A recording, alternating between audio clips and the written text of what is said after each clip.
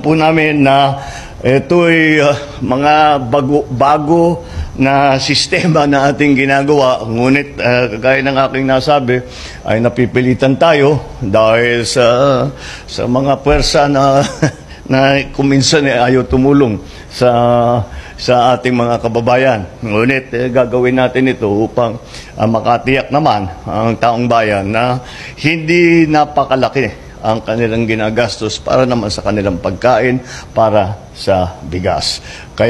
At ang pangalawa, huwag po kayo mag-alala. Hanggat maaari, ayaw kong pakialaman ang merkado.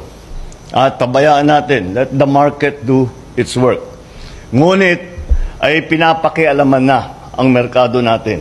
Kaya't kailangan pumasok ang pamahalaan at ito nga ang aming ginawa ay tayo ay naglagay ng price ceiling para sa presyo ng bigas. At pangalawa, kailangan ko po, kaya patuloy po ang ating magiging kampanya sa paghuhuli ng mga smuggler, sa paghuhuli sa mga hoarder. Tuloy-tuloy yan. Ngunit sa ngayon, kailangan na masyado ng matagal, hindi bumabawi ang merkado, nahirapan na ang tao.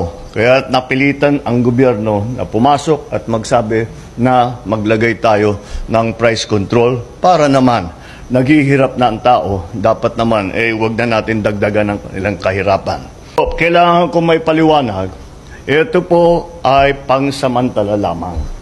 Hindi ito tatagal. Pagdating, tayo'y umaani na ng palay. Umaani na tayo ng palay dito sa Pilipinas. Tapos na ang season. At kaya't pagdating ng panahon, papasok pa, meron tayong mga in-import na bigas. Sabay-sabay na papasok yan. At makikita, basta't ilalagay namin, dadali natin sa palengke, pabayaan uli natin ang presyo ng bigas na maghanap ng sarili niyang presyo. Ngunit dahil talagang malaki ang supply, magandang supply, makikita natin na makokontrol ng market yung presyo ng bigas.